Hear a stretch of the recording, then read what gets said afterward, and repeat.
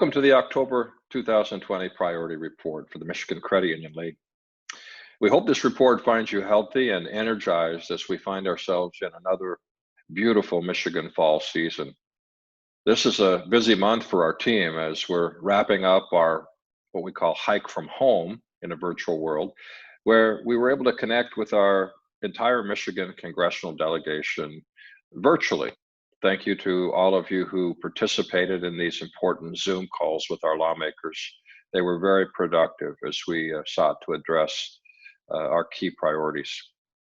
Now, the advocacy we engage in, as you know, is a cornerstone of our association, and it can only be successful with your engagement. While we miss visiting our nation's capital this fall due to the pandemic, the virtual visits have been very productive.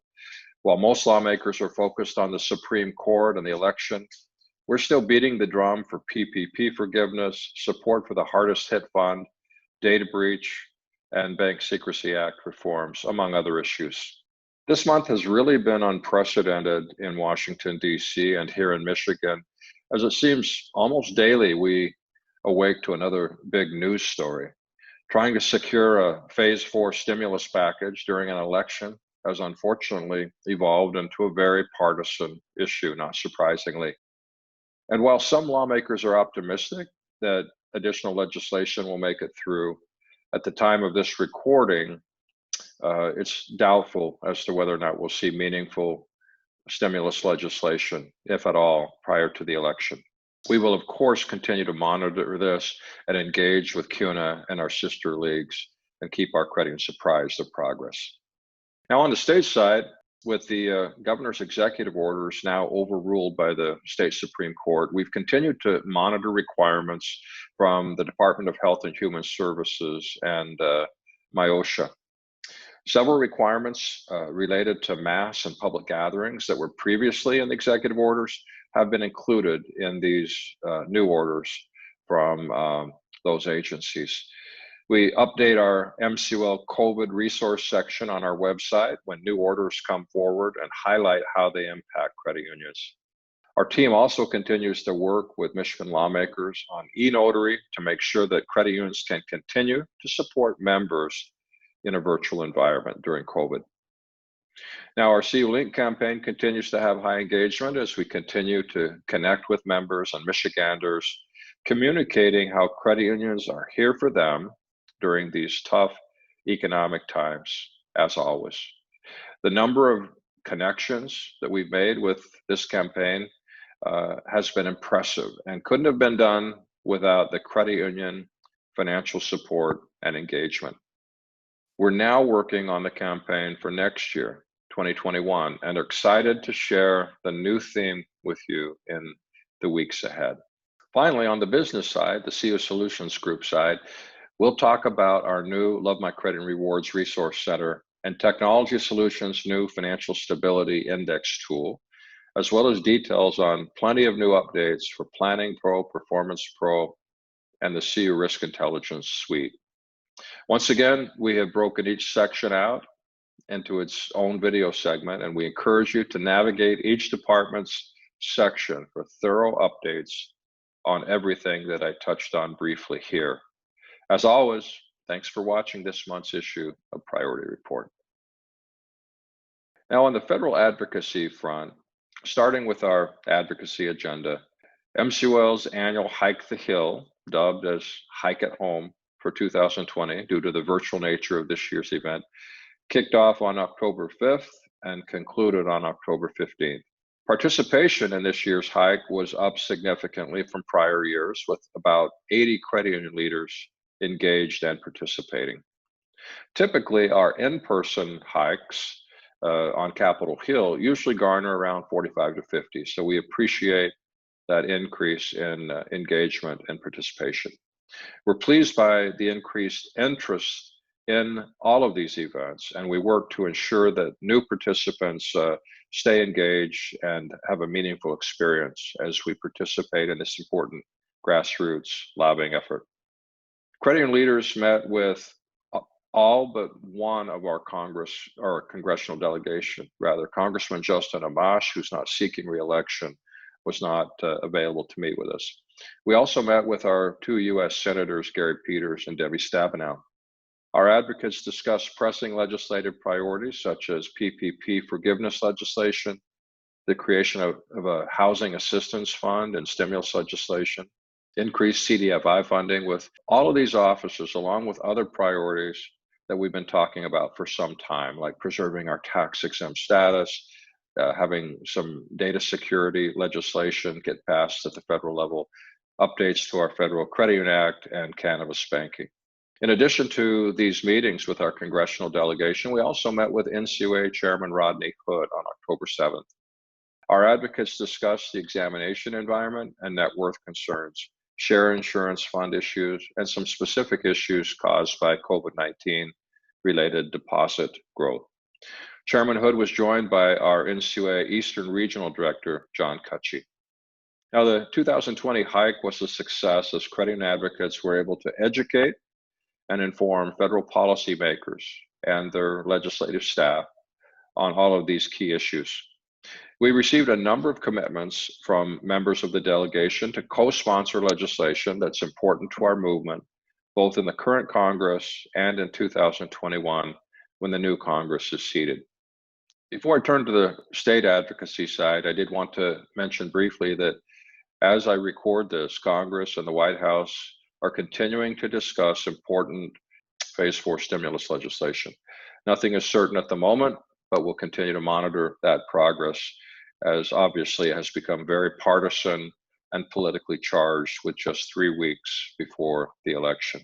Now, on the state advocacy side, the Michigan Supreme Court ruled in favor of the legislature and held that the governor did not have the ability under the 1976 Emergency Management Act and the 1945 Emergency Powers of Governor Act to continue to implement and execute those executive orders following the legislature's refusal to extend the state of emergency and the state of disaster orders on April 30th.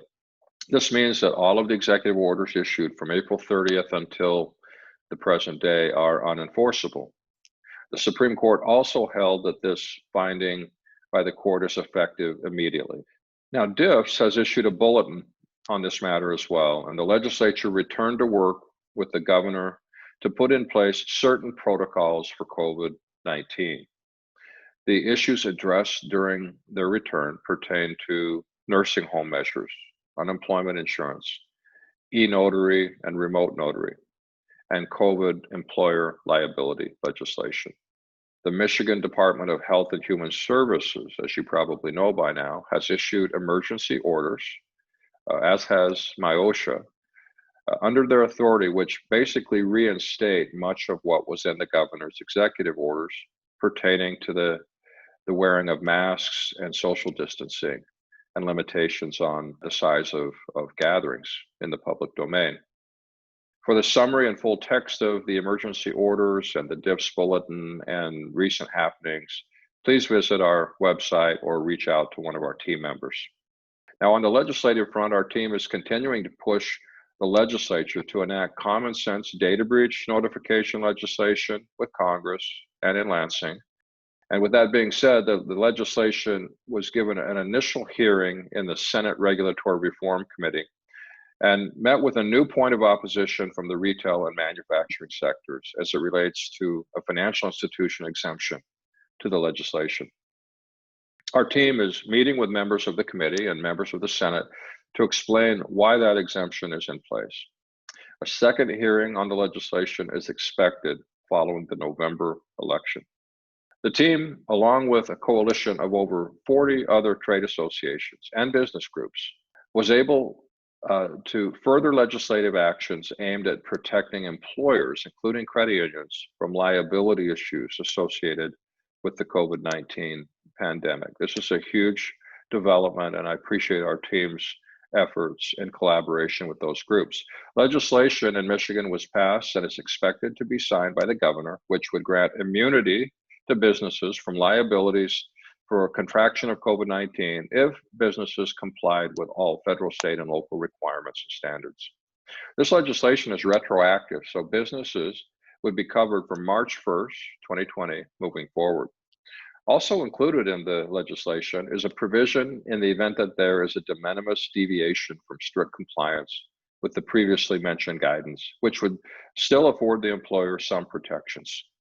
The legislation is, as I said, a great step toward protecting businesses in the state of Michigan, including credit unions, and we're thankful to have been a part of that collaborative effort with the legislature.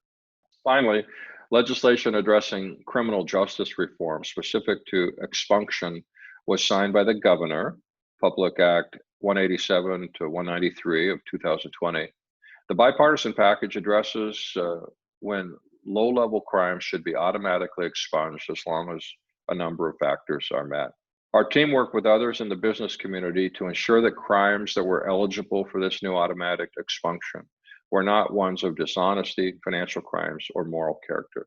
The legislation also has safeguards built in for employers, and we're very thankful to have had a part in shaping that important legislation as well. On the appropriations front, we were successful in getting both of our budget requests included in the fiscal year 21 budget. $600,000 for e-recording funding was included, as well as $1 million for the Michigan Saves program. Both were included in the budget. And our team is proud of the efforts that were undertaken to accomplish these important appropriation priorities. Now, shifting to the regulatory compliance side, our team is preparing our regulatory advocacy agenda and regulatory priorities for next year. We will be assisted by our state and federal issues committees, Government and Political Affairs Forum, on determining those priorities and making sure that we're focused on the right things for our membership. We've also been working in conjunction with Strategic Advisory Solutions to provide top-notch compliance resources to Michigan credit unions, as well as to determine what helpline issues may be addressed via legislative action. A video outlining how and where to find compliance resources from the League has been produced and will be available shortly to assist credit unions in more easily finding answers to those complex compliance questions. During our Hike at Home event, we had the pleasure of meeting with NCUA Board Chairman Rodney Hood. He was able to touch base with credit unions on a number of topics of importance and answered some really key questions during that dialogue. Chairman Hood is always great about preparing for our issues and engaging with our credit union community. He addressed ongoing COVID-19 crisis issues, including capitalizing interest on mortgage loans, the delay of the risk-based capital rule, and executive orders to reduce regulatory burdens. He also touched on virtual examinations and share insurance fund issues and subordinated debt, among other topics. Our team and the Compliance Network is working on a meeting pertaining to the implementation of ELT with the Secretary of State and DIFS. This meeting will take place in the fourth quarter of this year. More details on this will be sent out to our credit unions very soon. We'll have more to share on these virtual meetings in the near future. And as always, you can find detailed information on these legislative and regulatory issues on our website. And we also invite you to reach out to one of our team members as well. Now, with regard to consumer awareness, I want to give you an update on our latest direction with the CU Link cooperative advertising campaign. Our MCUL marketing team is working in very close collaboration with our partners, DP Plus and Cube TV, on developing new 2021 CU Link campaign creative. Messaging is highly focused on Michigan-based consumer and small business needs, such as loan modifications and credit and resources, by emphasizing a sense of togetherness and community, while highlighting the benefits of the credit union difference in their everyday lives. We look forward to showing you a preview of the new campaign in our next month's report. Our MCUL marketing team is also working in tandem with the Michigan Solutions team of MCULSC to identify benefits and resources that will maximize support and outreach for credit union marketing teams in Michigan in the year ahead. From consumer awareness research to customizable video assets or social media collateral. Our teams are collaborating to not only launch a new campaign, but offer top of the line integration products and services to engage members and bolster marketing activities for individual credit unions as they tie into the cooperative campaign.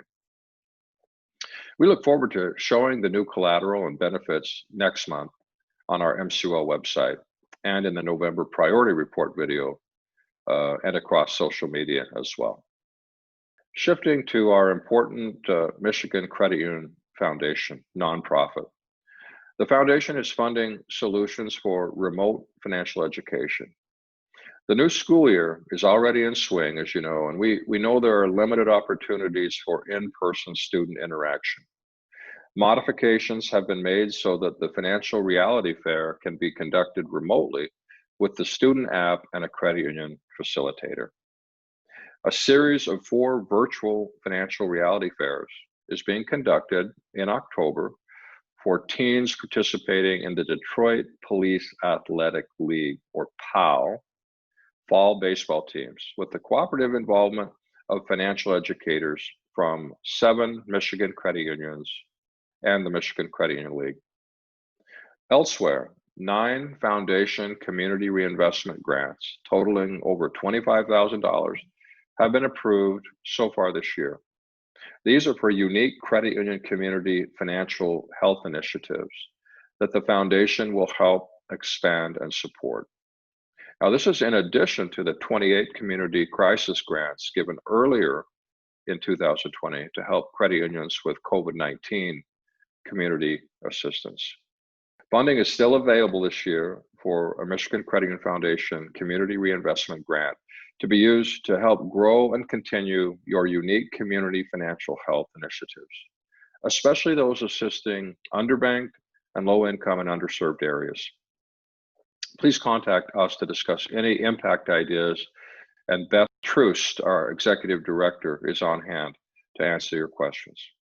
Now for an education update. In 2020, more than any prior year in my memory, Michigan credit unions have needed timely information and training that recognize our environment is rapidly changing.